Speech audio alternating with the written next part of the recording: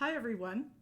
Well, today we're celebrating the patron saint for bakers, Saint Honore. Not sure I don't have the French accent right, but anyway, he's the guy that sort of looks out for and looks after bakers. So, as you know, next week is Queen Victoria's birthday.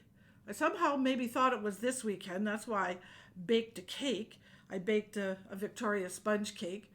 And anyway, so let's talk a little bit about the history of the Victoria sponge cake. Back in the day, in the late 1700s, they only started to get sugar back then.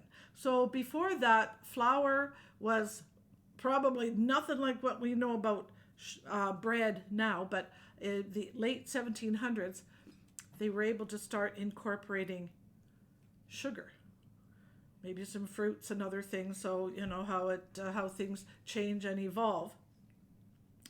But yeah, they started to use sugar in the late 1700s. So then they decided, we're going to, and they quite liked that little bit of sweet in their bread. So they developed a sponge cake. They took egg whites, separated the egg yolks from the egg whites, flour, and sugar. Three ingredients, equal weight of each. A pound of egg whites, a pound of flour, a pound of sugar. Whipped up the egg whites nice and fluffy, then folded and mixed everything in. Make a nice light bubbly cake, a sponge cake, an angel food cake. Similar.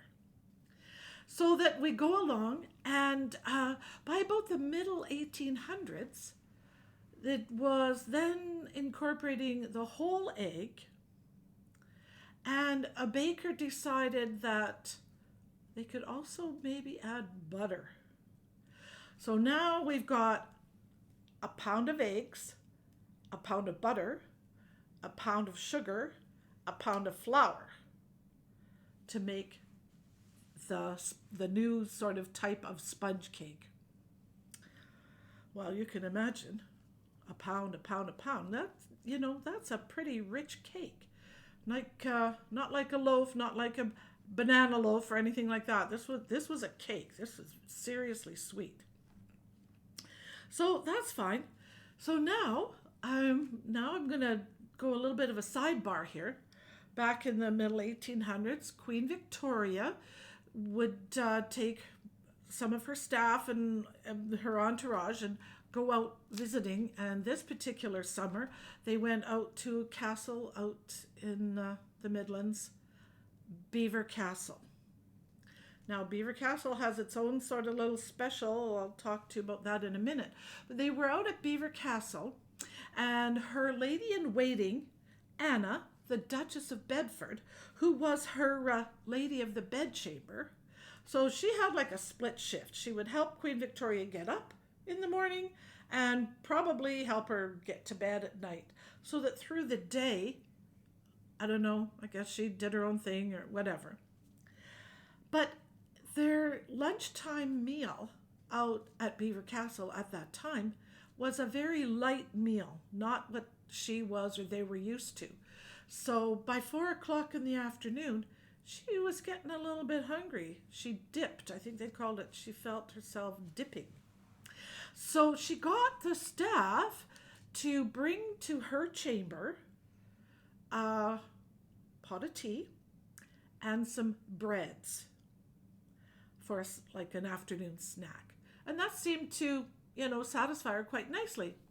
That in fact, she then decided, I'm going to invite friends over for tea in the afternoon. So now you can see how this is sort of building.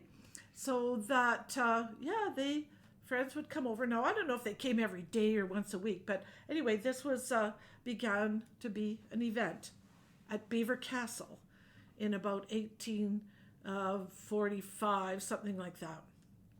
So that was good. A very rich cake. And they would bake it in a Yorkshire pudding pan. 9 by 13. We still use that size of pan today. They baked it, cut it in half. I don't know which way, this way or this way. Cut it in half and spread the bottom part with jam and put the top on. So we had sponge cake, jam, strawberry jam, and the top cake. And they would cut it into long, narrow squares like fingers, ladyfinger type thing. They already had ladyfinger cookies back then. So that was perfect. That was lovely. So that even when they went back to London for the winter, this habit or this event of having high tea carried on in London. And it became a dress-up affair. Everybody put on their best clothes and go out for high tea 4 in the afternoon. Queen Victoria even, caught on, and she thought that was a pretty good deal.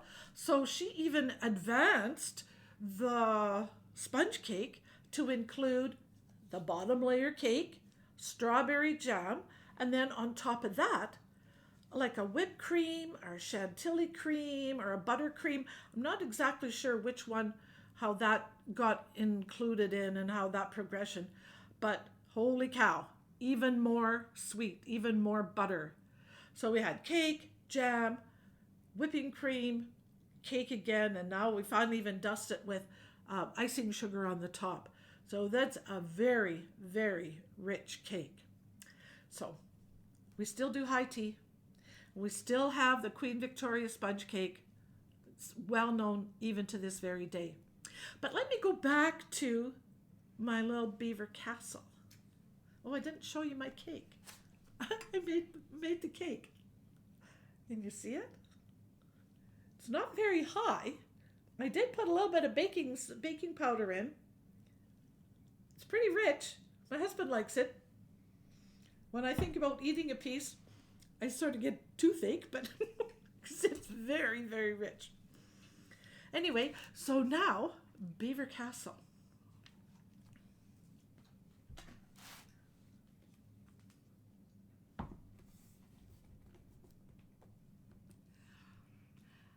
My great-great-grandfather was a gardener at Beaver Castle just after that time of the late 1840s. I think he started working there, according to what my cousin let me know, 1870 or thereabouts. When I heard that high tea had its origin at Beaver Castle, my spidey senses went off. I got all excited. I texted, emailed, sent a message to my cousin, who is very much a family history buff. He knows, you want to know anything about the Holmes family, I'll tell you, he'll be able to clue you in. So I know he had let me know a little bit of the history about my great-great-great-grandfather, Thomas Holmes. And so that when John and I went to England several years ago, we were fortunate enough to be able to go out to Beaver Castle and check it out. What a thrill. So that when I saw that high tea actually had its origin at Beaver Castle, that was so exciting. My imagination, I could see my Uncle Tom, great-great-grandfather, Thomas Holmes, out in the rose garden, because they have a beautiful rose garden, and I'm sure they did back then too. I saw him picking the strawberries, picking the raspberries, so that they could be taken to the kitchen and be made into a Victoria sponge cake. How much fun is that? Thank you, Ron, for cluing me in. And fantastic day today. Touching base a little bit with family, a little bit with history, and a little bit with cake. Take care. Have a good week. Bye for now.